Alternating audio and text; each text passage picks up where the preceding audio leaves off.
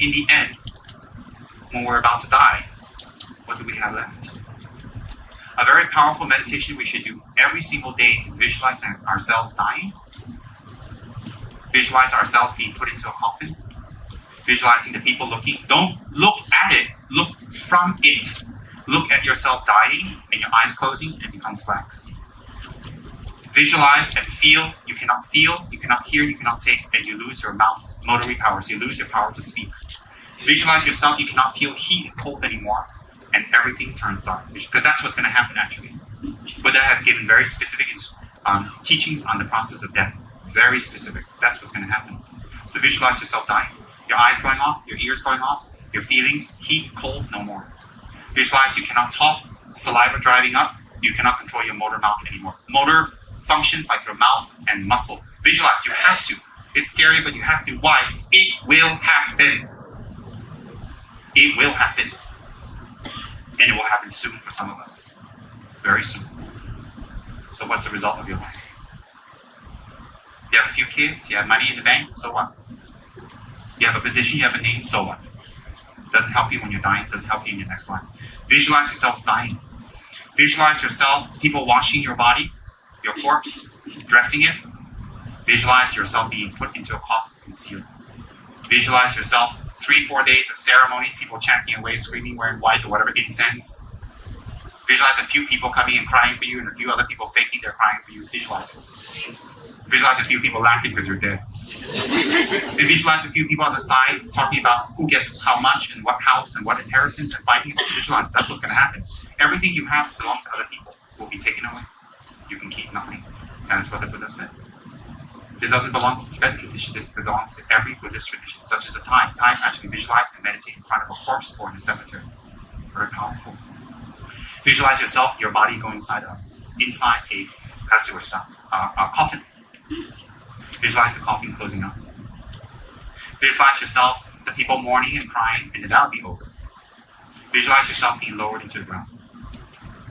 And visualize laying down, looking up, watching the dirt being thrown on you. Even more scary is visualize your body being burned. Some of you cremation. Visualize it in detail and meditate. Don't just finish. In detail and meditate. And visualize yourself going into the ground. All sounds, all color, all form, all shape, stop. You're finished. That will happen. And visualize, and then remember all the things you've done in your life.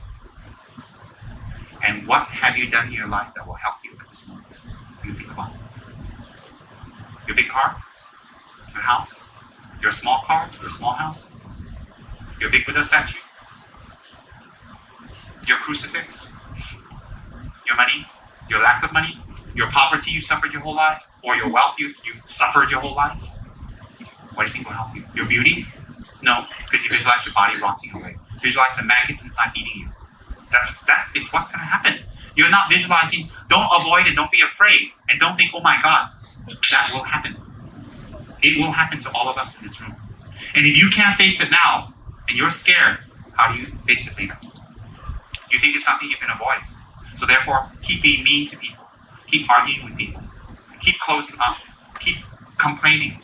Keep being nasty. Keep being stingy. Keep being manipulative. Keep tricking and lying to people. Keep lying to your gurus. Keep lying and using the Dharma. Keep hurting other people. Keep making empty promises. Because when you are lowered into the ground at that time, reality sets in. So what's the purpose of doing this meditation? To scare you, to frighten you, to make you unhappy? No, it is to make you happy. How can death meditation make you happy? Because it makes you realize what is important in life, who is important, and what is important. When you can't, you see, for human beings, usually when we can't have what we're used to, then we change. If we're spoiled rotten and the war comes, we don't have any more food, next time when the war is over, any food they give us, we're happy. But before the war, cannot eat that, don't want to eat vegetables, don't want to eat this, don't want to eat that, cannot eat that, cannot eat this, all cannot eat one. But after the war, anything can. You give them some cow dung can. My point is, when you visualize things being taken away before it's time, you will appreciate what you have. When you appreciate, you'll see your anger calm down. I'm giving you a direct meditation for calming down anger, attachment, and preoccupation with useless things. I'm giving you a meditation. You came here to learn meditation. I'm giving it to you. I'm giving you the most powerful meditation. It's the first subject of the Lam teachings written by Lama Tsongkhapa. The first teaching is impermanence and death. The first chapter of Lam, I'm giving it to you in summarization. So you visualize yourself. And you do that every day. You want meditation, you sit in front of your altar or wherever you are, and you do that meditation every day. You do your refuge prayers, you do your Lama Tsongkhapa Buddha Yoga, then you do Lama Tsongkhapa's mantra. And why? You ask Lama Tsongkhapa to open your mind. Open. Turn off your phone, turn off your SMS, turn everything off, put on your aircon, whatever, put on your fan, relax, wear something comfortable. Do your refuge prayers. You only take refuge in the Buddha. You only take refuge in Dharma. You only take refuge in the spiritual friend. You do not take refuge in evil things. What's evil things that encourage you to harm others? That's evil. I'm not talking about the devil or all this. I don't know about that. I'm talking about real evil things. Real evil things is the mind that makes you harm others. Then you take refuge. After you take refuge, Namo Gurube, Namo Buddhaya, Namo Dhamma Sangha. From your heart, you do the refuge visualization that I talked about before. You do the refuge visualization. Then you do Lama Tsongkhapa's Buddha Yoga, short, sweet, but powerful. All the 84,000 teachings of Lord Buddha contained in the Lama Tsongkhapa's Buddha Yoga. So you do the Lama Tsongkhapa Buddha Yoga, then you do Lama Tsongkhapa mantra. Why? Because this meditation is not just about a realization. It is to tap into a spiritual energy such as Buddha Tsongkhapa to open your mind so your meditation becomes even more better. How? When you do prayers, listen carefully, my friends. When you do prayers and mantras to Lama Tsongkhapa or any Buddha, let's just use Lama Tsongkhapa, it opens your affinity. So affinity is there. Affinity is there. Potent yet ready to open. Dormant. Affinity is dormant. What's affinity is another word for karma. It's inside of us. So how do we open it? Listen. When we do our prayers every day, when we do our tso, or we listen to Dharma teachings, and it affects our mind, that means something has opened. That is what we call in Tibet a blessing, jima. That's why high lamas will put something something holy on your head when you go see them, or they touch you on the head and they do some prayers, or they take your malas and they touch you with it, or they take your pendant and bless it. Why? They do it with some prayers that when that item touches you, it opens up your affinity. It opens up. So how much we open up our affinity is how powerful our practice will be, because all of us has affinity. Affinity in Tibetan is, okay, I'm going to do a little far away, like bacha or imprints, karmic imprints from a previous life. You're here because you have an imprint. You've done some Dharma practice. You listen to the Dharma practice. You have some imprint from your previous life. So when we meet, when we talk, I'm opening it up. I, as a superior being, open up? No. How do I open it up? Because I'm telling you something that you have done before. So in your previous life, you praised Tsongkhapa. When you see Tsongkhapa, you feel very happy. But if I explain things about Tsongkhapa to you, you practice, I opened it up for you. I opened it up as a supernatural being? No. I'm just like a teacher that gives you knowledge. It's something inside of you. So before, in our altars, we do offerings. We collect the merits in order to accomplish our meditations. Then we do Lama Tsongkhapa's Buddha Yoga. And we do it from our heart. Don't run here and there for initiations. Don't run here and there for big ceremonies. Don't. You want to be big high lamas? Go and get blessing, no problem. Don't stay for initiations practice. I'll tell you why. Are you ready? Are you committed? Then, after you do that, Lama Tsongkhapa's Buddha Yoga, to open your affinity, recite Lama Tsongkhapa's mantra.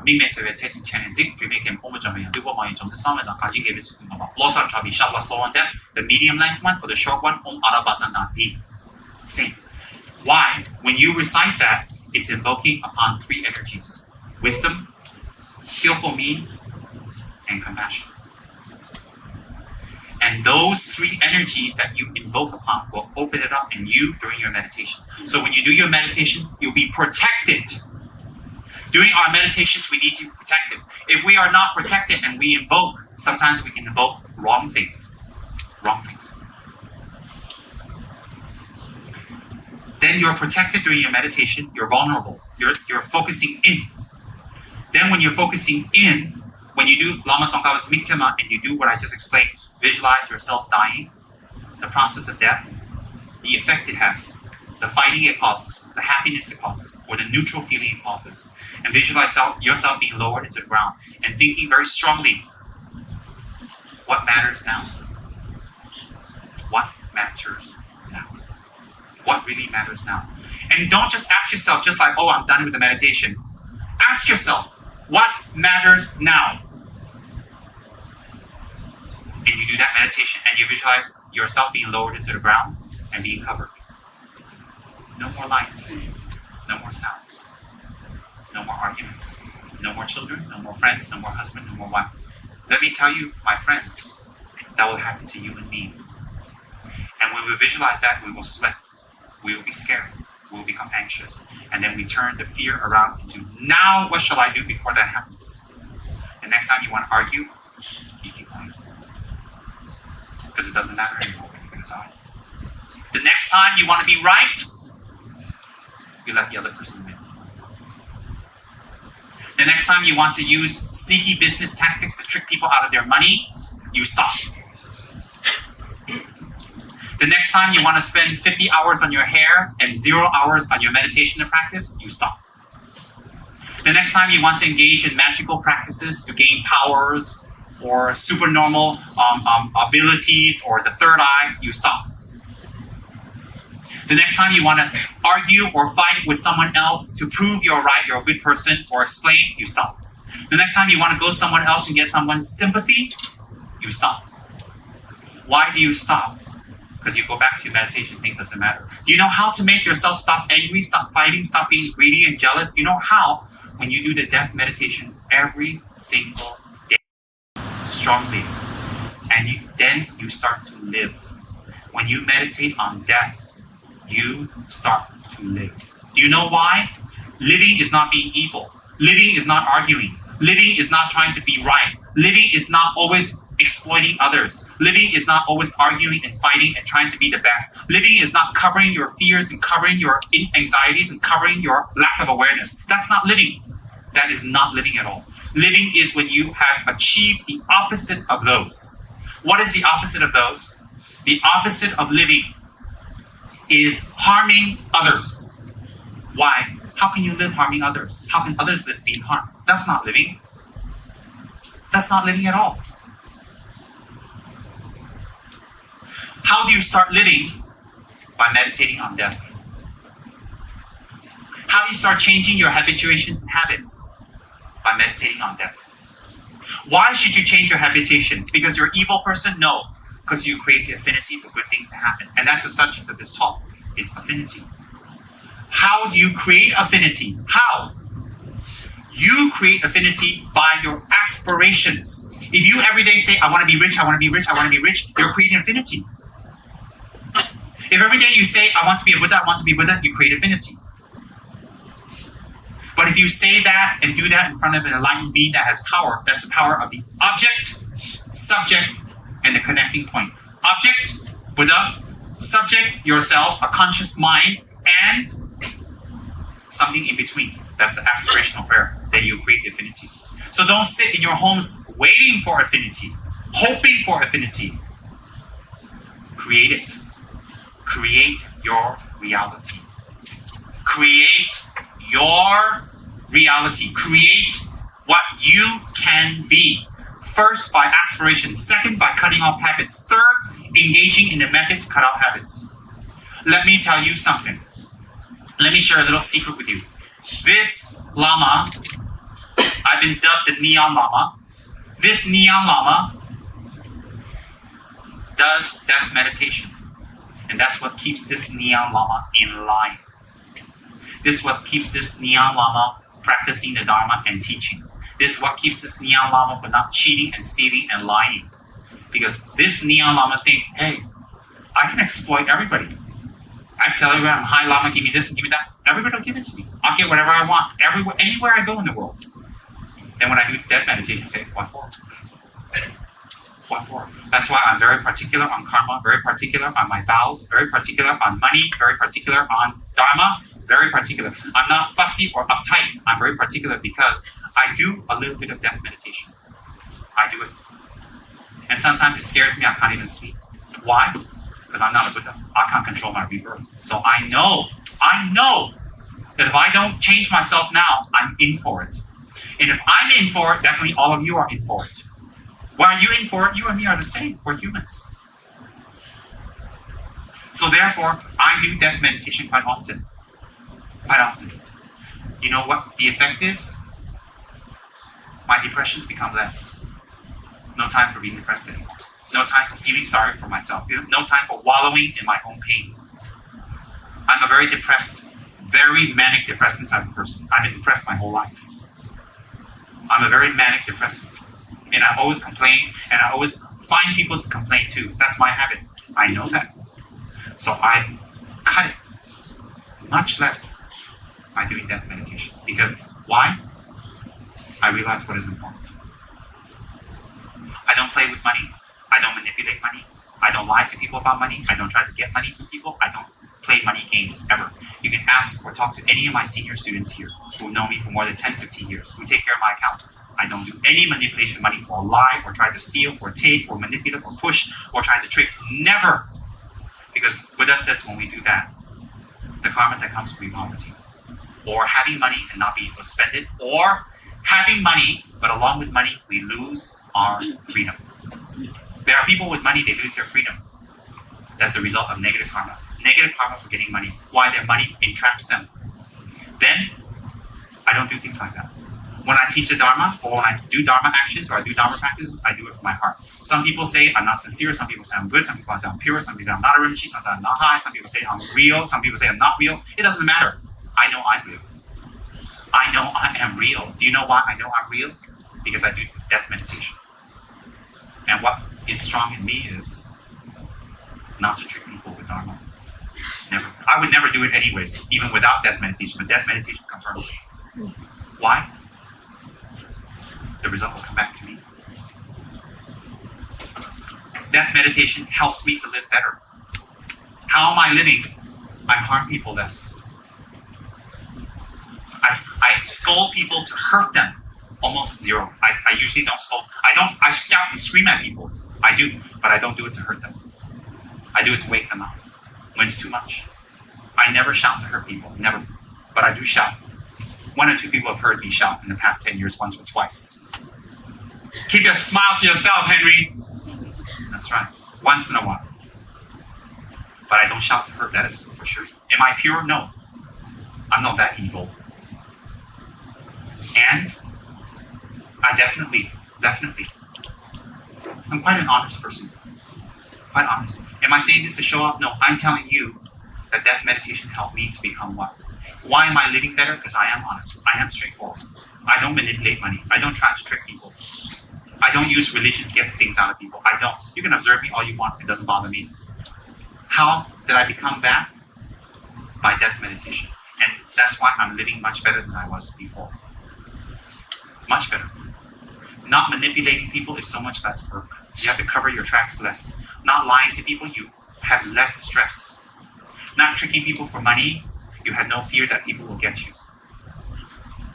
Not always chasing for money and manipulating, playing with money, you have less stress. You get to keep your hair, you get to keep your sanity, you get to keep your family, you get to keep your friends. The minute you go into money, you trick money, or you lie, or you do funny things with money, always chase after money, you lose your friends, you lose respect, you lose everything, you lose the Dharma.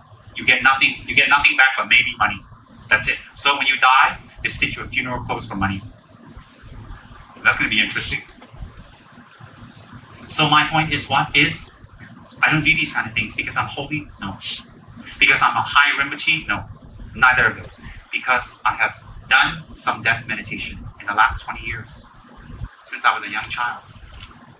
And it's put my perspective straight. Just now, for some of you intelligent people out there, ladies and gentlemen, when I talked about death meditation, I saw you notice. When I described it in intimate detail, I saw you guys actually fuck up. And I'm very happy to see that. I am not trying to scare you, or insult you, or to put you down, or to create fear. I'm trying to tell you how to change your habit. And if you think, oh, well, you know what? I'm a chicken. I'm 21, and I'm going to live for the next 60 years. That's wonderful for you to talk about for Rinpoche because you're 120 years old, and the rest of you are 150 years old. And that's wonderful for you, but I'm a chicken, I'm young, I'm smooth, I got great hair. And you got to talk about that. Okay, then for you young whippersnappers and chickens and who are pure and fabulous and great hair and great skin, then think about one of your friends or your parents or somebody else that you care about. What can you do for them? So you come here for meditation. You come here to learn meditation. So what do you want to do? Sit here? Fold our hands and do breathing? Then you see lights because you're dizzy. What do you want? Then you want me to give you initiation? I'll give you Yamataka. And after you get Yamataka, I got Yamataka. I'm a high tantric practitioner. I get a table and cage. I can chant and I know how to ring a bell. That's right. So what happens? If you know Yamataka, nothing happens. Why? You haven't grasped the Dharma. If you practice Tantra, you haven't grasped the Dharma. No, nothing. If you practice Tantra, you don't study the Lamrim, you don't meditate on the Lamrim. Even the first chapter, Death and Impermanence, your Tantric practice is just another Chinese opera.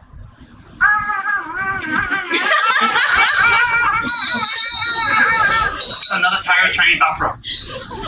No Beijing, no Cantonese opera. This one is guitar opera. You come here and look at Tantric practitioners, look like opera session. They wear their clothes, they sit all holy, they wear her. No, even this one, the big opera star here. What's the point?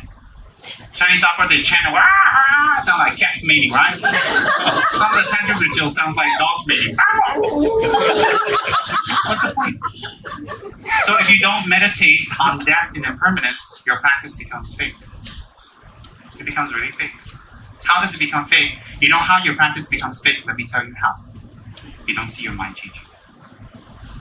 Every year the same story. I can't commit. Every year, oh, I'm angry. Oh, every year you have the same song. I can't change. Every year I can't be aware. Every year I can't push myself. Every single year it's the same song. You know how stars who sing the same song, you don't buy their CDs anymore? What do you think? So if we sing the same song, do you think people will buy our CD? Think about it. That's why people get tired of our CDs. Then we move on to a new group. And they look at us like, oh, you're fabulous. And after a short while, they go, oh dear, don't want his CD anymore. Think about it. Do you want your CDs to go out of sale? Think about it. Then when your CDs go out of sale, you got to push yourself into another level to be heard. You talk a lot. You become angry, you put your fist down, or you try to use your beauty, or you get operations. You do anything to attract the attention. Why? You're not a bad person. You know that your CD's not selling anymore. So you gotta try methods. You gotta try other methods. You want to reach that level, nobody wants to buy your CD. And that's what happens with all of us. So, when we do death meditation, it's the first subject, the first chapter of the Holy Lamrim teachings. The first chapter and the first subject. Lamrim is stages of path to enlightenment. Originally written by Atisha. Then, even retaught the same subject but more in detail by the great incomparable Lama Tsongkhapa, one of his greatest works, among his hundreds of works he's done. And along with that, His Holiness Kyabje Pabongka Dorje Chambo, Pabongka Rinpoche, in the earlier 20th century, taught. And thousands of lamas and tukuls and high lamas and officials came to Lhasa to converge in Lhasa to listen to the great Buddha, Kyabje Pabongka Rinpoche, teach the Lamrim and transform their lives. The first subject is death and impermanence, and I'm giving you a rundown, a very easy rundown. You should do that meditation.